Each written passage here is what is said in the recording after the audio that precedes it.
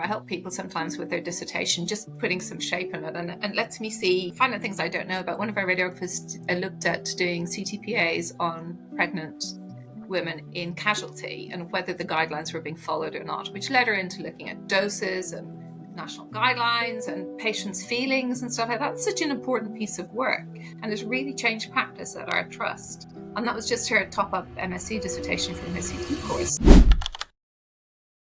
Hi everyone, and welcome back to the Skilled Personnel Network. This is a happy new year and our first for 2025, and absolutely delighted to have our guest on today. My name is Fodi Kyriakos, and I've got Boz with me. Hey, yep.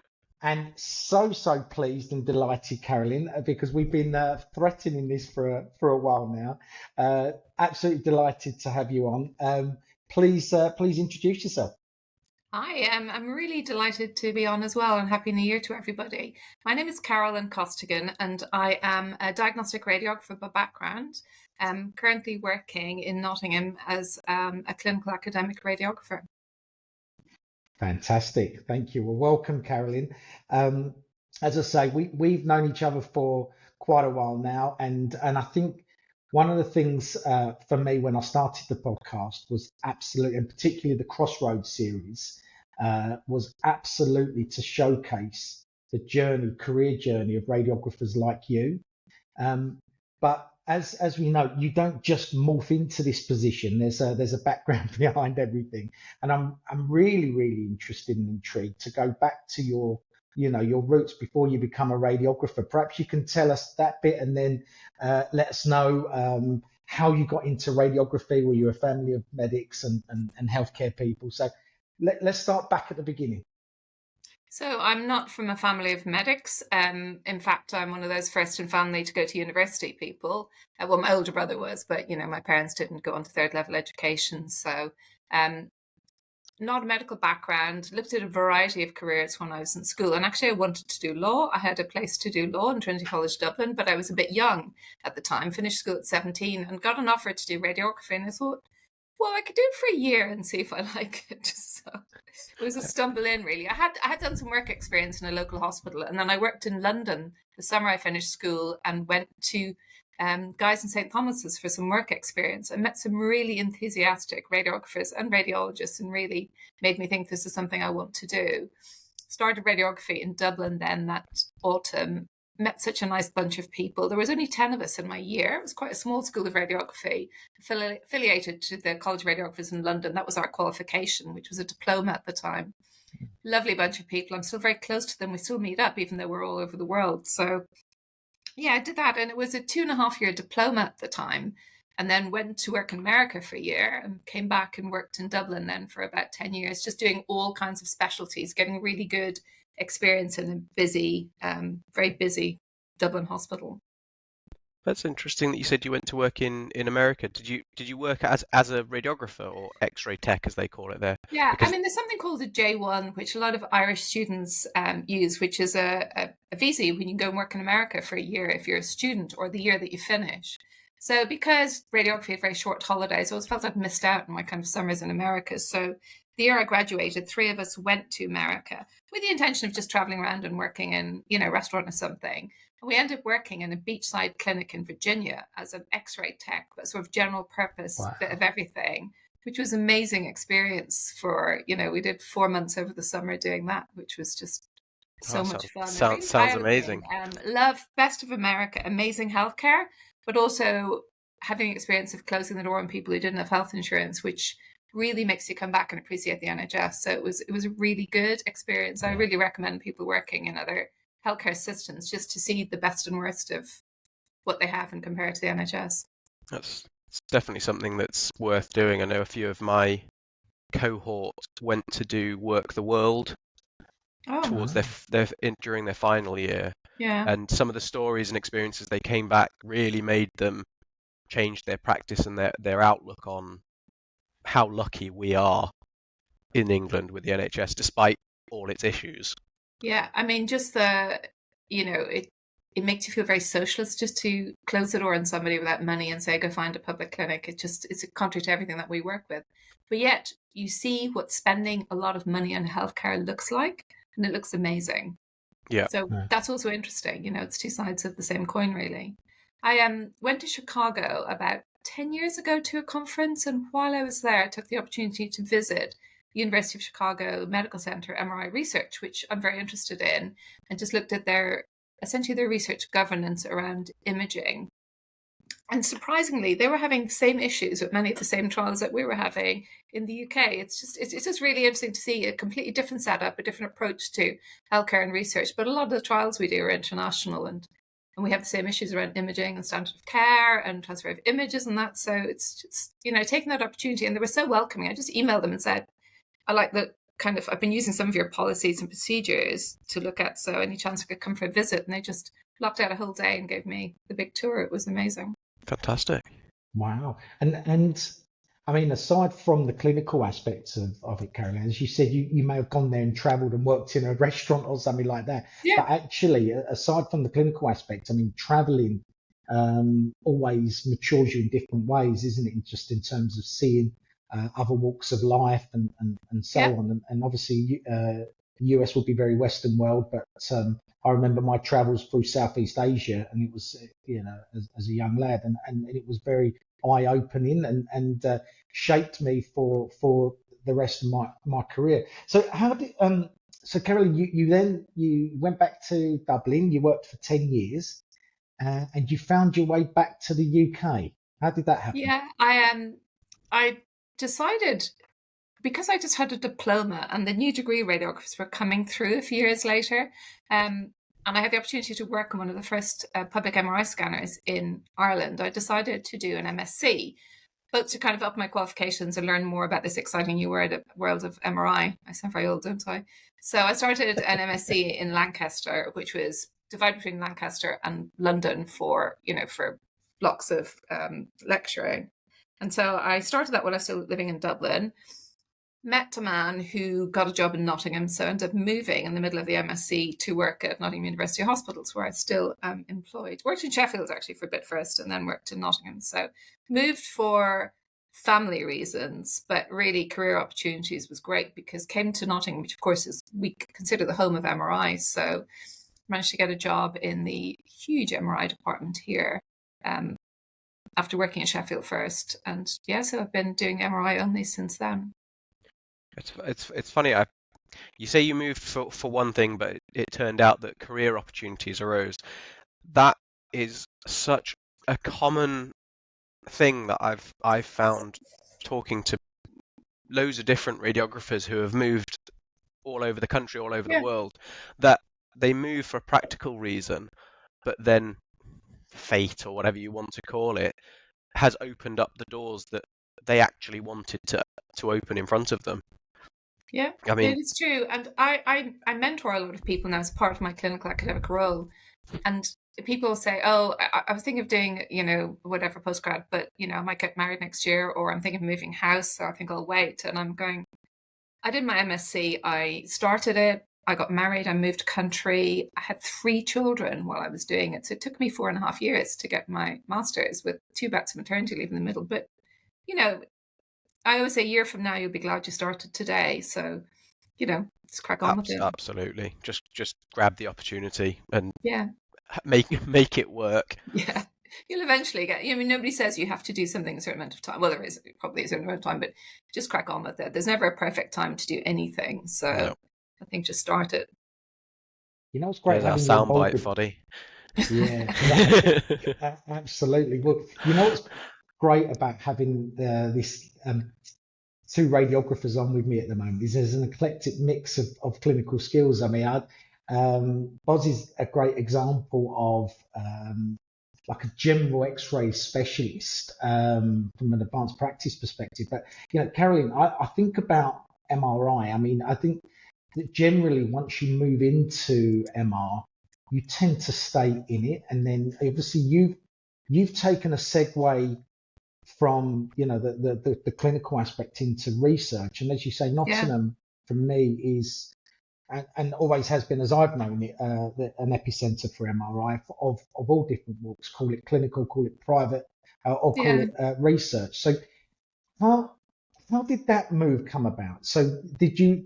I mean, again, it's all social reasons come really into it. I loved working in MRI in Nottingham. It was a really busy department, such a variety of stuff going on, research and clinical in the hospital. But I came back to work after I had my twins, and I had 3 children under 2 briefly. So 3 children, 2.5. And I said very nicely, is there any chance I could not do shift work for a little while? Maybe have a fixed shift so I can pick the kids up from nursery and know what I'm doing. Yeah. Because it was rotating shifts starting at 7 a.m. and the last one started at 2 and finishing at various times. And I have an unreliable husband who is very nice, but is an interventional neuroradiologist, so it doesn't always finish on the dot of 5 to go to nursery. You know, he's unpredictable, should we say. So I asked her to have fixed shifts. And this was back in 1999, 2000. They're like, no, if we give that to you, we'd have to give it to everybody. I'm sorry, you know, can't accommodate childcare. This is the olden days. So how dare you? I ended up resigning, thinking, well, I just can't do this, you know. And then they said, oh, you come back on as a locum for fixed shifts. And I was so annoyed. I went, nope, you never get me again. That's it. So I did a postgraduate diploma in journalism just because I thought I'll take a year out just to think about what I'm going to do.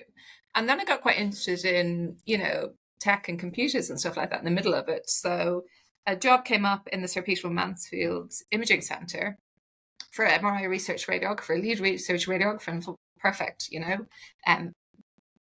It's one of the best places in the country. It's 9 to 5 or fairly flexible, and it would develop my skills. So I started worked there for, I think, 4 or 5 years. I couldn't remember how long.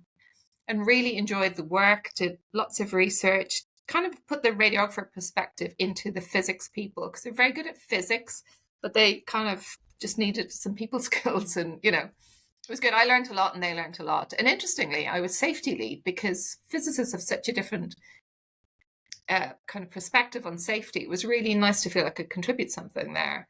And Sir Peter Mansfield himself was still working there when I started, which was just amazing, you know, amazing, just working with the great and the good. And they were so good about support for conferences and things. But while I was working there, I realized that if you work in a university, you have no academic credibility without a PhD. It's just interesting. Clinically, you can work and be good at your work and be really respected, but you're essentially one of the technical support staff if you don't have a PhD. So I thought I'd like to do a PhD, and it wasn't looking that feasible at the university for various reasons. So a colleague who worked at Andy Rogers, who's a very well-known physicist, enticed me back to work at the hospital, saying, if you come back and work in the research governance unit as lead research radiographer, we'll sort you out with a PhD. So moved back to NUH, and then a colleague from St. Peter Mansfield Centre said, I've got a perfect project for you. You'd really like this. And I applied to the College of Radiographers. So the first doctoral fellowship just came up serendipitously as I was thinking about this. And Rachel Harris, who'd interviewed me for the Nottingham job, had said, you must do a PhD, and it put the idea in my head as well. So various factors came together. Started the PhD, no funding, just to see how it would go, and then got the College of Radiographer scholarship, which covered my fees and some of my time. And the hospital very generously gave me time off to do the PhD. And so then I became a radiographer with a PhD. It took me 5 years again because, you know, work and life was also happening. But what year was this, Karen? What year was this now? Where are we up to now? Oh God, I got the first doctoral fellowship. I'm trying to think when that was. It's all a blur. I know I did my Viva in 2020. So I think I got 2015 maybe was the doctoral fellowship. Wow. 2 of us were awarded it that year, and it was really new. They just gave us the money and said, off you go, you know, keep us updated with your progress. And then I was on the MRAG, on the Magnetic Resonance Advisory Committee for Society of Radiographers after that. And honestly, they've just been such inspiration for the career. I have to give them a shout out. Rachel Harris particularly, always felt really mentored me. And then, you know, Richard Evans, once he started, such an inspiration, good for the profession. He's brilliant, isn't he? Brilliant. So, you know, going to conferences, going to various study days, getting the inaugural fellowship meant I had to see them every year, and discuss my progress and presented at the CrossRoADS forum and things like that. So it kept me very focused, and great networking and just such good support. And then it's been really good to be able to meet people then and encourage them along their PhD journey. Speaking at UKO, of course, at the research forum and things like that. It's been really good to but keep up with people's progress and, support people thinking about that journey. So I'm not a research radiographer, and actually during my undergraduate and my postgraduate, while I was doing my reporting, one of the bits that I actually struggled with was the research for research sake aspect of it. And for those radiographers I enjoy the research, but if it doesn't apply to me and I can't see an outcome, it completely switches me off. Yeah. And I know a few people who have thought about going into teaching kind of in the university setting, and know that pretty much that involves research. Pretty much every university post encourages you to. So how would you sell it to someone? So research is just answering a question. And, when you work, I was speaking to one of the radiation physicists yesterday, and she was, talking about she's really interested in radiation dose. So she's saying, what can I do? She wants to do a research project. And I said, well, you look after doses, you look after cardiology and interventional radiology. You've got all this amazing data from your dose watch. You've got MRAD, which is our imaging network. If you're interested in optimizing of radiation dose, that's also research. You can kind of just do it as a service improvement, or you can actually do research on this. So find what interests you. Find something that you're wondering about. Why do we do this? Or how could we do this better? And usually the first steps for radiographers are service improvement. Yeah. And then this turns into a research question that becomes actually true research if you wanted to. So I'm just thinking, if there's something, and it doesn't have to be, it can be like, I like quantitative hard data because I'm an MRI person, but it could also be, you can research support for newly qualified radiographers. Maybe you had a bad experience or a great experience with preceptorship, and you can research the impact of that on newly qualified radiographers, for instance, if that's your thing. Radiography reporting is very close to my heart, but without hard evidence that it works and it is as good as the radiologist, it was never going to be adopted, was it? So that research, from your point of view, that would be so interesting, wouldn't it? Are we as good as radiologists or registrars at looking at chest x-rays, anything like that? All that is research, and doing it properly. Valid research published in decent journals really gives radiographers professional prestige, answers your questions, and makes sure that our practice is relevant and evidence-based, which is what we're supposed to do professionally. So I always think, why wouldn't you do research? Not why would you do it? Because just absolutely, I completely agree with you, but that I find that word research, people automatically go to, I'm going to be trying to publish in Nature, in a journal. Yeah. And as you say, research can be as advanced or as basic as you want it to be. It can simply be a simple piece of your own CPD for your portfolio, which doesn't actually go anywhere, which just makes you. Research just means looking at something a bit closer. Yeah. And looking at your everyday practice and wondering how you can improve it, or whether you're doing it properly. Research our radiographers have done this year, I help people sometimes with their dissertation, just putting some shape in it, and lets me see, find out things I don't know about. One of our radiographers looked at doing CTPAs on pregnant women in casualty and whether the guidelines were being followed or not, which led her into looking at doses and national guidelines and patients' feelings and stuff like that. It's such an important piece of work, and it's really changed practice at our trust. And that was just her top-up MSc dissertation from her CT course. So she had to do something. She picked a topic she thought was interesting, and it's just unfolded into a great piece of work. That's the thing. And this is somebody who said, "I never thought I'd do research." And is this actually research? Yeah, this is the thing. You find it snowballs from a little pet project that you're interested in, and the more people that you involve in that, doors open, and you'll find people who will help you create your little CPD A4 page into a full dissertation and things like that. And even And if it doesn't, even if it is a CPD A4 page, you still, you're bringing value to yourself. absolutely. And, it's always worth something, isn't it? Also, something I think that people would need to realize is that those research radiographers such as yourself who appear out of reach to newly qualified radiographers, it's completely the opposite. People who enjoy research enjoy getting people into research. Absolutely. And just even a simple email going, "Hi, I'm really interested in XYZ. I saw you did something similar. Could you point me in a direction for my next steps?" And I find that, especially from going to UKIO and meeting new people, when we used, did you ever do MedRad J Club on Twitter? So quite a few years ago, there was a few radiographers internationally. England, Nick Wasnitzer. Have you come across him? Yeah, of course. Amanda Balderston from Canada. Yeah, of course. I know there's people from UKO and Vancouver, of course, as well. So we started a journal club on Twitter, taking from radiography and from the Canadian and the Australian equivalent, and it opened doors to me, to people that I just never thought I would have access to, and they just I think radiographers in general are so supportive of each other. Yeah. Because we've had to fight different corners through the years for different things. I think everyone has each other's back, whether they're a practicing clinical radiographer, they're gone into academia, they're in teaching, everything. I think it's so nice. It is really heartwarming, and I say I've had some amazing mentors and inspiration across the spectrum of radiographers, radiologists, physicists. Everybody been very, very lucky.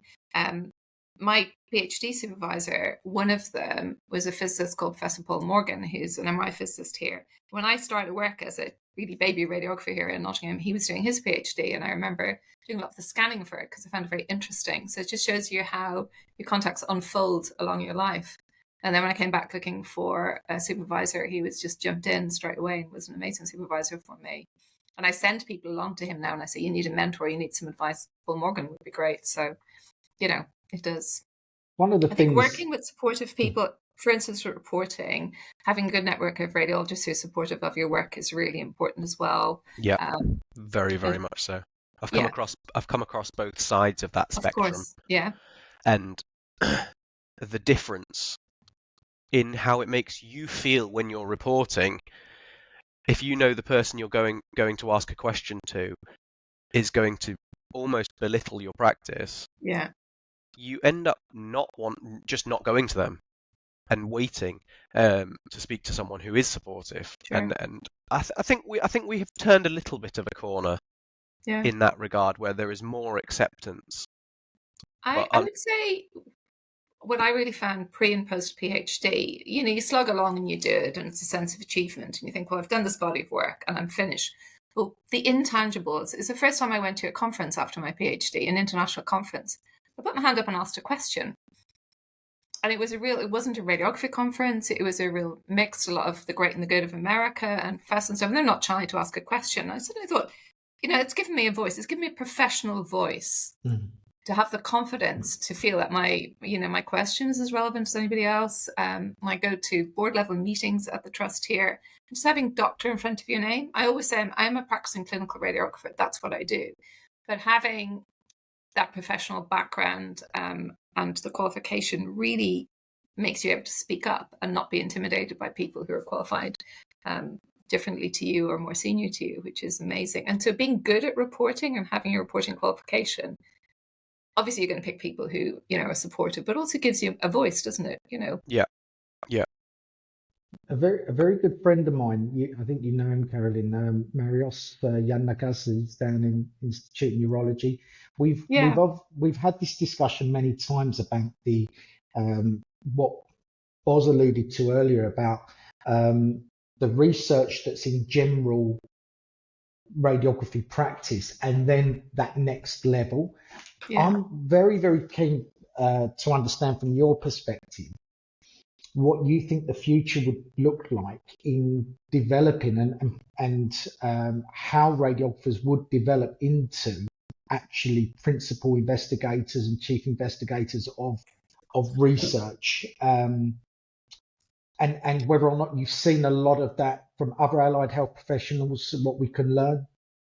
We have a clinical academic network in this trust. We're very lucky, actually. So I happen to be in healthcare science because I used to work in medical physics, but our allied health professional clinical academics are mostly physio and OT, and they're an absolute inspiration for developing themselves in research, becoming PIs, getting involved in multidisciplinary groups. And I think that being in a multidisciplinary team is a really good experience for working in a large research group. And there's no reason not to be a PI.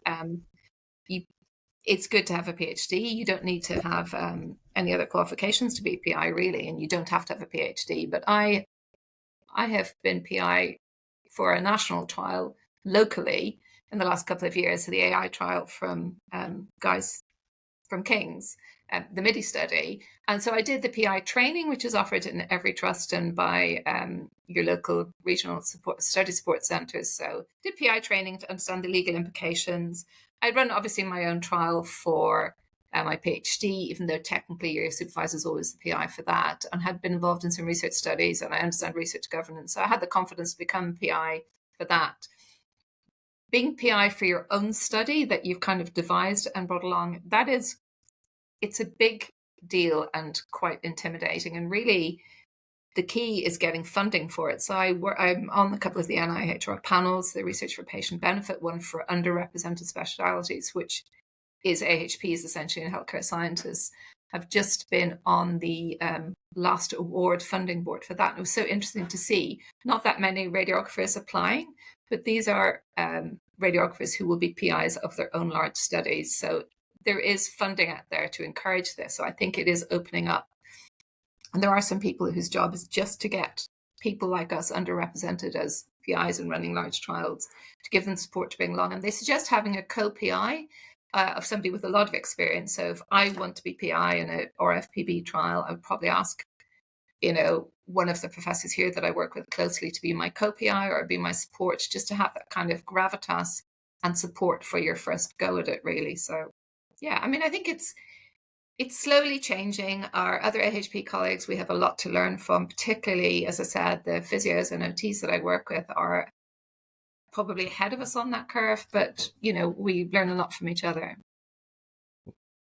One aspect that I'm always very intrigued about is there's so much crossover, and like you're saying, what we can learn. If I think about not just research, I think about the consultant practitioner, advanced practitioner. That's across AHPs, and I often say we can learn a huge amount from our consultant practitioner colleagues, even in therapy. But as in therapeutic, but particularly with physios, because they seem to have taken it next level. And then you don't get surprised, do you, when you see that actually physios can refer for so many imaging, but particularly MRI now, and it's and extended scope with ultrasound. You wonder how much of that's down to the level of evidence that they've created through the research. But I'm glad we asked the question, and I think because Boz and I recently caught up, Carolyn, about the journal clubs, and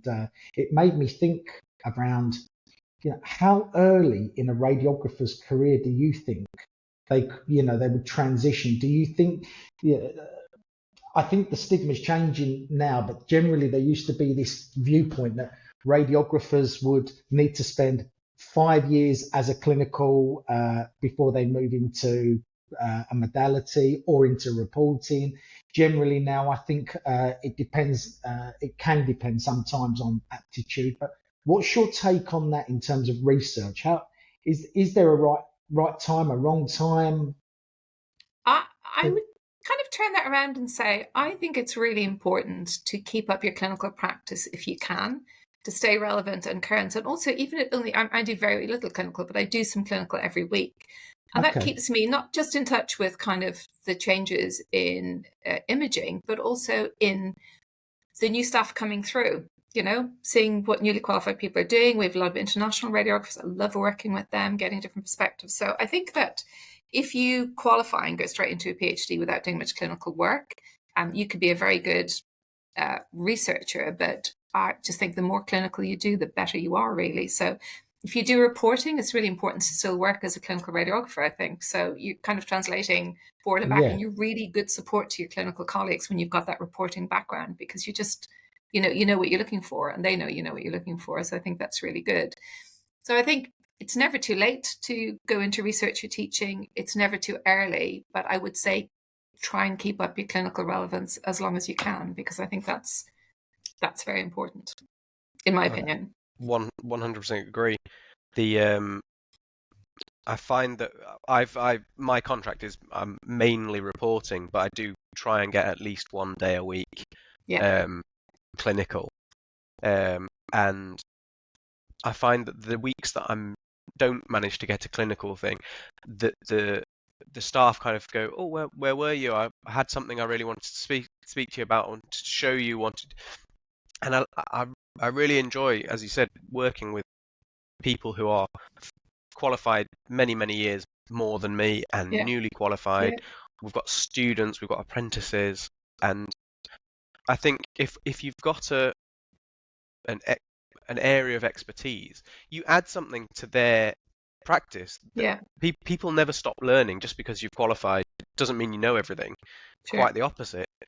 You find out how little you know, and having that, being on the shop floor, as they say, for someone just to pick your brain about something that you've spent time learning about is really gratifying as well. And I learned a lot because, when I trained as a radiographer, there wasn't such thing as reflective practice. You just chatted over stuff in the coffee room, but that was a new concept to us. So looking at how students learn is so interesting to me. I mean, I love a student in the department. If I'm doing any clinical work, I'm like, come in here, watch me do this. Tell me what year you are.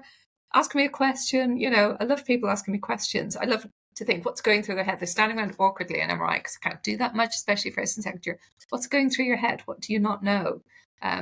Tell me about your course, what you like about it. What's Birmingham like to be a student radiographer? I just find that so interesting.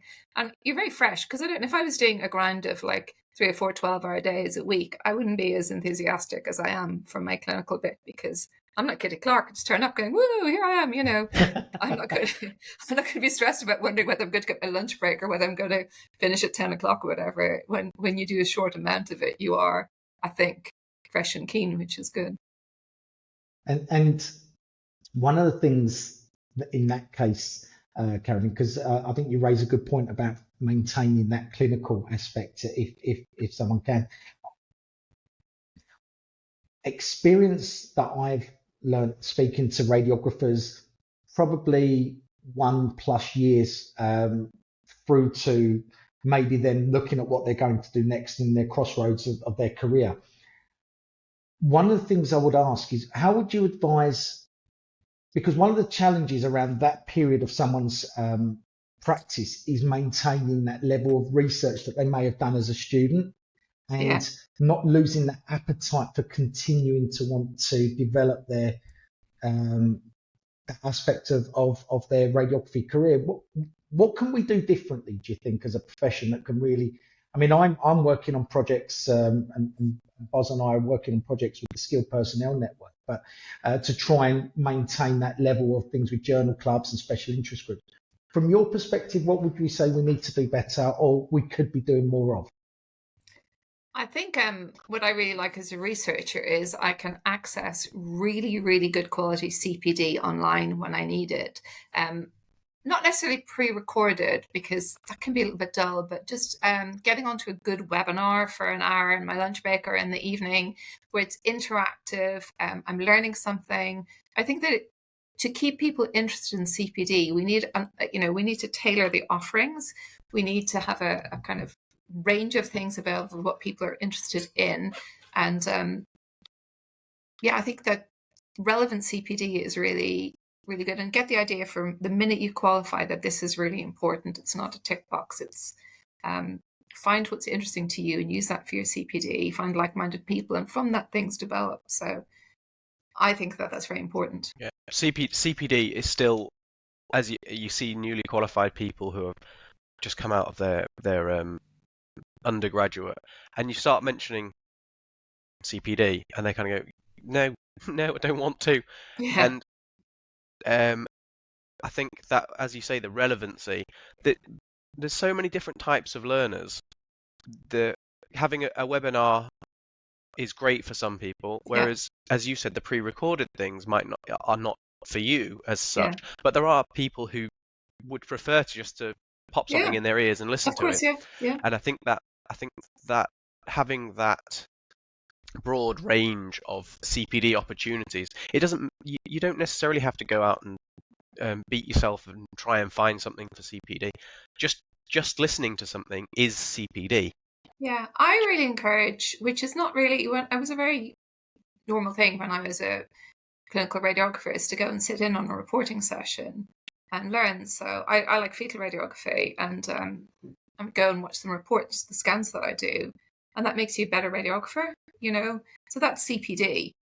Yep. It's just a different, and it's free. I mean, every hospital is reporting everywhere. So somebody asking you, can they sit in with you for an hour to look at sort of maybe near reporting because they feel that they're not very good at it or something. That sort of CPD that's very practical and learning, and also brings you closer to your professional colleagues, is really good. And just letting people open their eyes to what actually is CPD. The radiographer recently, who had a bad encounter with a deaf patient, so she decided to do some British Sign Language course as her CPD, which was amazing, Brilliant. And that is just Absolutely. reflecting on an encounter where she felt she wasn't her best, and using that to practically access something which is free, but also useful in daily life and for her patients. So Yeah, all that's that, it's that's just the kind of appetite for learning. We don't quash that. People are tired and people are very busy, and people have just done their undergraduate and think they never want to study again. So keeping people encouraged about the variety of CPD that is relevant to your practice, I think, is good. And sometimes that leads to people being interested in service improvement, quality improvement, or research, and sometimes it doesn't, and that doesn't matter as long as they're engaged with their job and constantly learning. That's good. I think that's the thing. The highlighting of what actually is CPD. CPD doesn't mean going and writing a load of things. It could be, as you say, learning about an experience you've had. You've had a difficult patient, you've had a difficult scenario, or you've had a brilliant scenario and you did something really well and someone came and said thank you for it. How that is the best type of CPD for encouraging further CPD, as you say. I think that's quite important to highlight.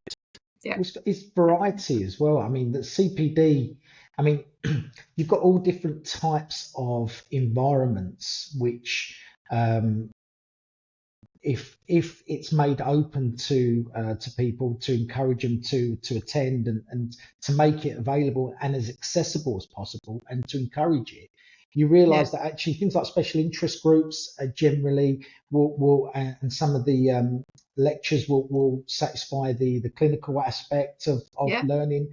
Then you've got the soft skills, you've got elements of professional development, like you mentioned with your friend or colleague about the sign language. I mean, that's incredible.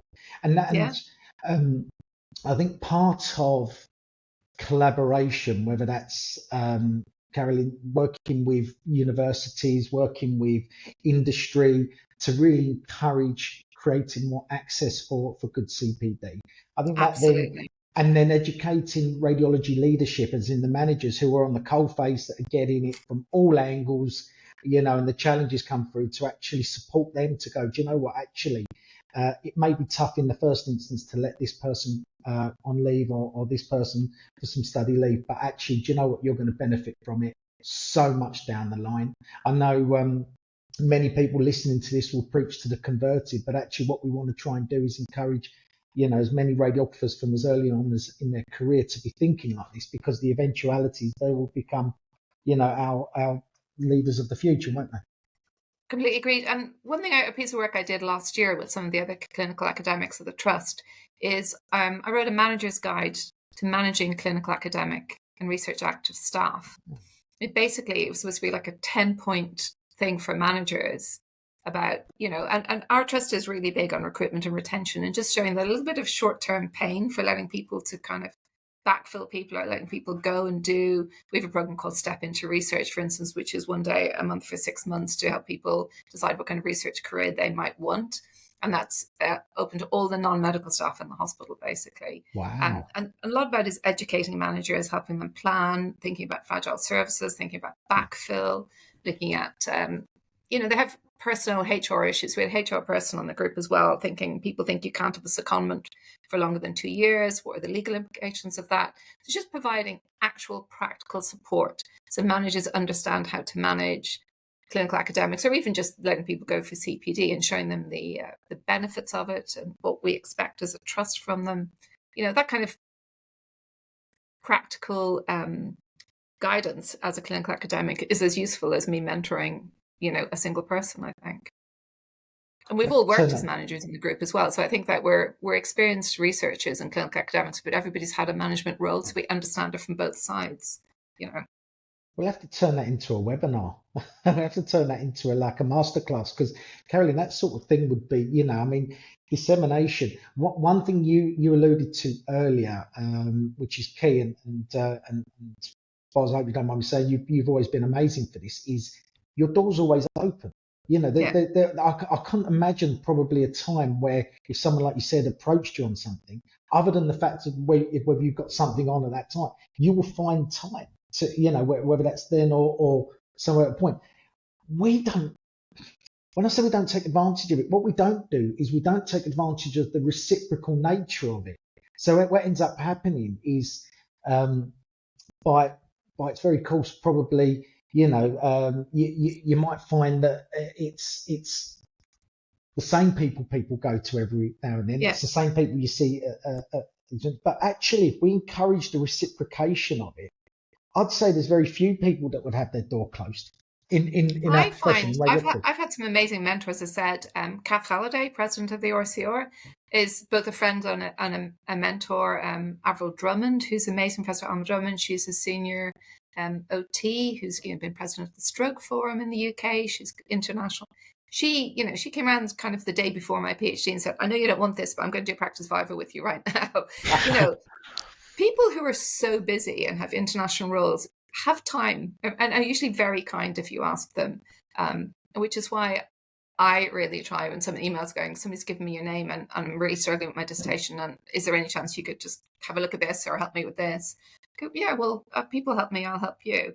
I'm better at saying no to people senior to me who like to say, I think you'd be really good at, I'm doing this project and I think you'd be really good, but I have no money to pay you or whatever. And sometimes you just go, that sounds really interesting, but I don't have the time, and that's okay. And learning that is good as well. So I'm better at saying no. Yeah. And Professor Rob Janine, who's also a mentor of mine that I've worked with a lot here, is a neuroradiologist, said, you can say what's in it for me, which is fine. And I don't do that if someone's come along and asked me for career advice or something, or for help with something. But I do go when people go, oh, would you have spare time to kind of, help me with this? And I think, that's not very beneficial for me, and I don't have the time or the money. So I'm better at asking to be paid for my time, which is hard as a radiographer, but good, because I'm a researcher. We have to be paid for what we do. Amazing. Yep. I mean,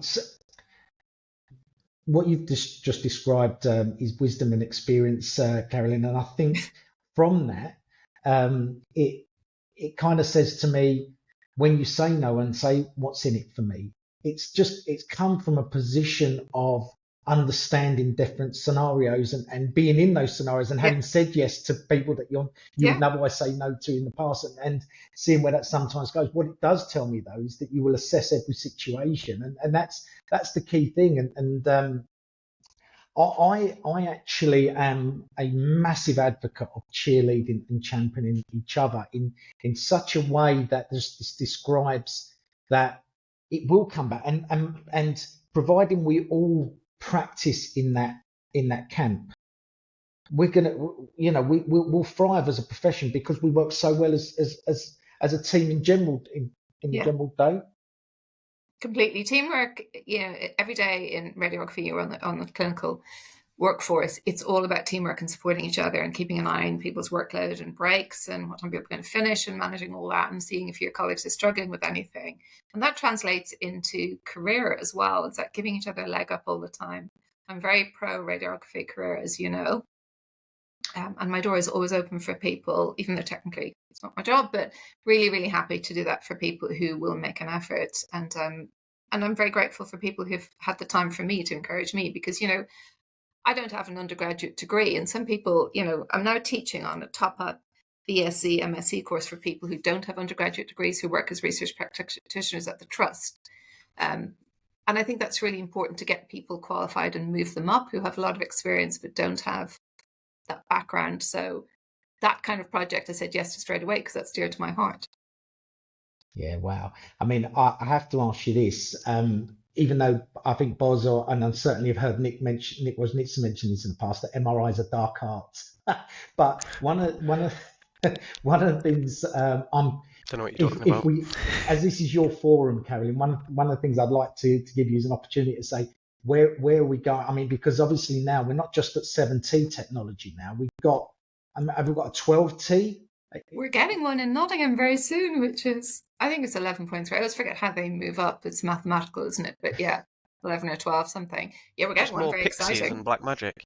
Yeah, but also I've been doing a project, which just finishing the paper today, hopefully, on using a 0.5 upright MRI scanner for scanning children. So there's a, you know, thing about MRI. It's very versatile. It's very open. We have an interoperative MRI in Nottingham, which was bought for pediatric neurosurgery and is used for that. But what we have developed on it is it was used for a lot for GAs to scan children, and we've been working towards using play therapy instead of GAs and sedation for children. We've got really good dedicated play therapy team who work with the kids before their scans, and it's been hugely successful in reducing the amount of sedation in GAs we do.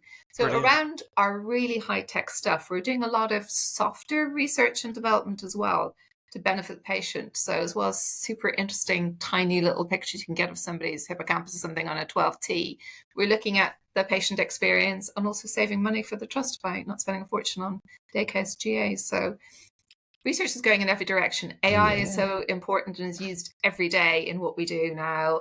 Harnessing that for the good is really good. But there's just everything from improving your patient's journey and their experience to improving the diagnostic and interventional capabilities of MRI. It's just a massively interesting field. Just hearing that, Caroline, just almost is just a single statement example of the variety that we've got in our profession. I mean, it's incredible, isn't it, just to hear what you just mentioned there? And I think any radiographers listening to this that are starting through their career, or even their students, or a number of years into their practice, as to coin your phrase there, Boz, we're always learning, and that that just to hear these advances that we're making, and on the open MRI perspective, I'm very glad you mentioned that, because I know Christina down at City, Christina Malamataniu, is doing some amazing work on scanning people with autism, and and that's MRI in terms of the variants, because open MRIs, as you mentioned, the different types of magnets that are available. But people don't realise actually we just need to improve maybe the understanding of the imaging, because the imaging can still come out at the quality that's required. Doesn't need to be a high. Our play therapy work has really helped with that, because we found, even though the open MRI is good, the new advances in the audiovisual stuff available, so being able to listen and watch your favorite Disney movie while you're having your 3T really good detailed scan. So we don't just work with young kids, work with children with learning difficulties particularly. You don't want to have a load of GAs. That's really bad for you. So taking the time to work with the parents and the child to see what works for them in terms of stimulation, whether they just need a calm, quiet, nobody around, pick their movie, go into the scanner with the parent in the room, practice it. I've just right beside a mock MRI scanner here in the university, where kids can come along and have a go in a pretend scanner that makes a noise but doesn't, has got no magnetic field. Just really patient-centered, like what Christina's doing, patient-centered care, using what we have. Not Have you got the anything Lego super set? special. We have Lego, we have Playmobil, we do all that. In fact, for the study that I'm just writing up at the moment, we did children who had a 3T scan and then an open scan, and asked their kind of parent or carer and themselves how they felt about each scan beforehand. Let them play with the little Lego models and ask us questions. Just basically not just looking at the quality of the images, but the quality of the experience for the patient. Brilliant. Wow. And radiographers are good at that because we're not just technical. We see patients every day, so we're used to that too. Well, we need to highlight and harness that particular point there, Carolyn, because actually that's our royal we. That there it is. It's your superpower. And actually, the more that we create outlets and access and abilities to promote that, the better it will be in the long run. And I mean, because this is a CrossRoADS series and a CrossRoADS episodes, question for you, Carolyn. Now you've done your PhD, what's next? What's next in your career? I've never had a plan, which is probably quite evident if you look at my CV. And things usually just turn up as you go along. This is a terrible plan. When I was almost finished my PhD, this job as a clinical academic came up, and actually I helped write the spec for it, and I wasn't going to apply. And then somebody said to me, "This has been written not just for healthcare science, you can apply for this."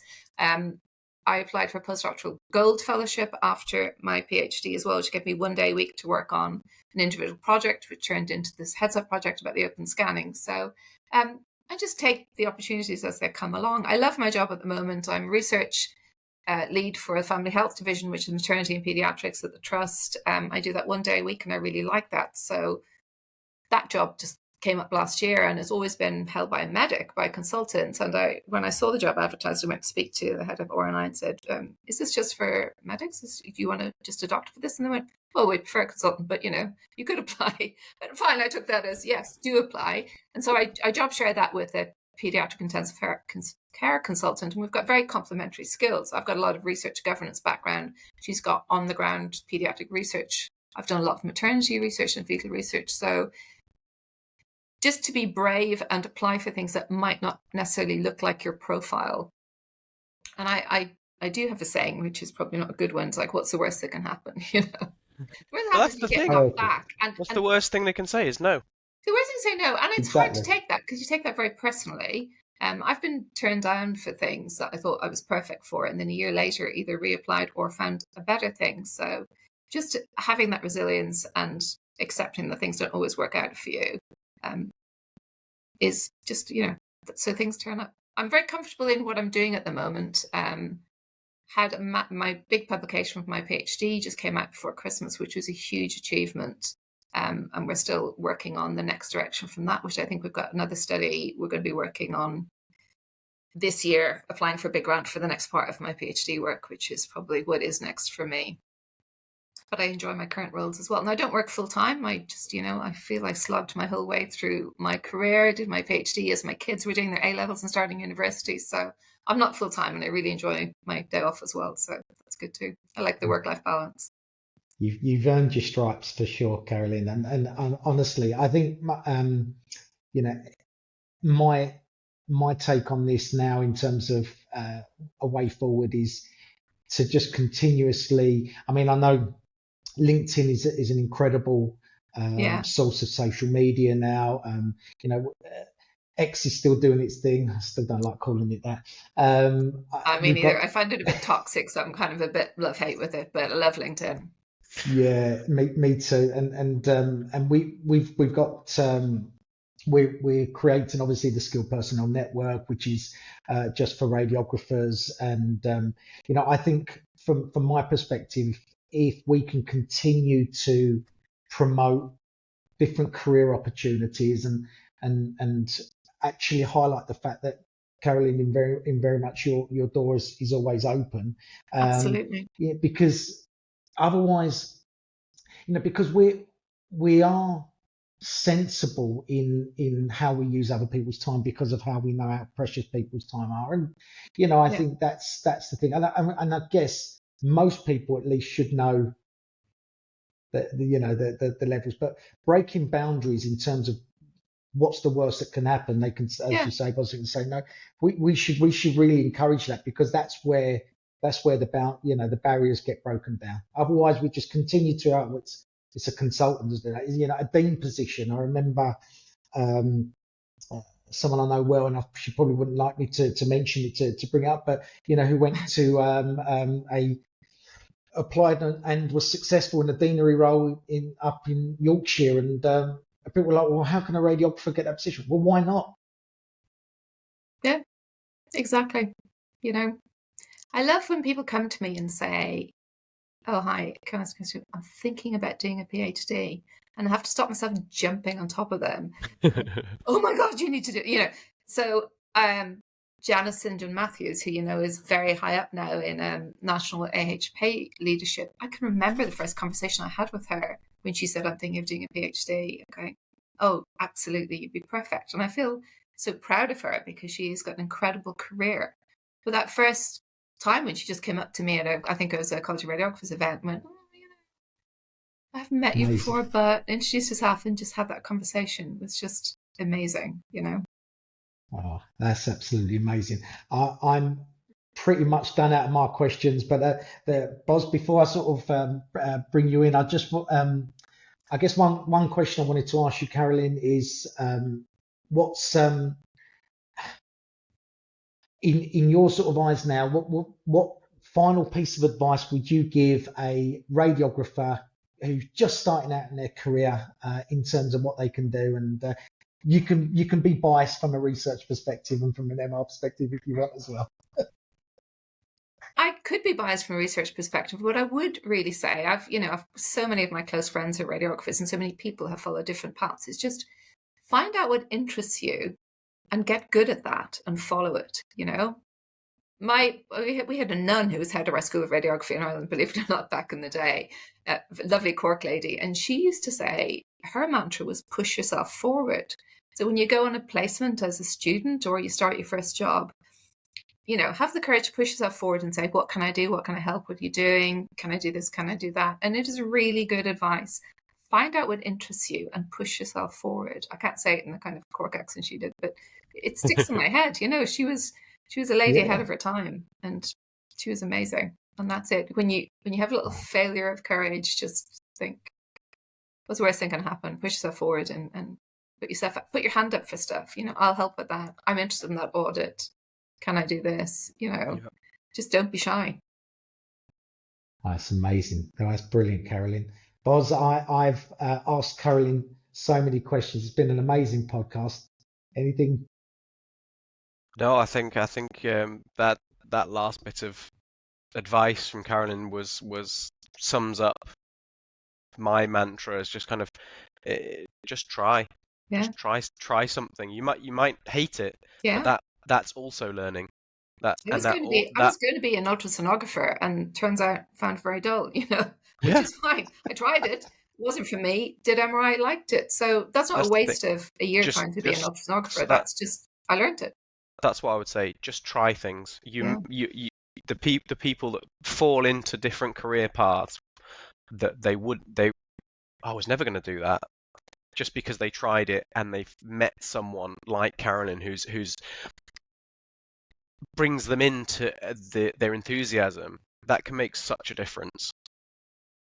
Yeah. But thank you very much for your time, Carolyn. It's been an absolute pleasure. Honestly, I really enjoyed it. So I love the variety of my job in the day. So this is, something different to do on a Friday.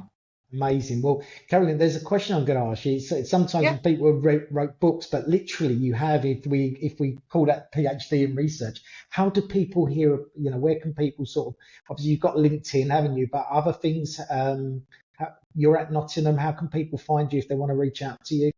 Oh, they can just email me, Google my email address. It's very easy. Come up and chat to me at UKIO. I probably don't go to as many meetings, radiography focused meetings as I used to, because my research is more GI focused. But just email me and ask me. Always happy to have a chat. Well, thank you, and thank you for joining the platform as well. So I guess anyone on the Still Personal platform. That's great. Thank you. And, people can reach out for you that way. Karen, it's been an absolute pleasure. Lovely to see you again. And thank you, Boz, as always. And thank you to everyone who's tuned in. And we hope you enjoyed it. And we'll catch up soon. See you next time. Thank you for having me. Bye-bye.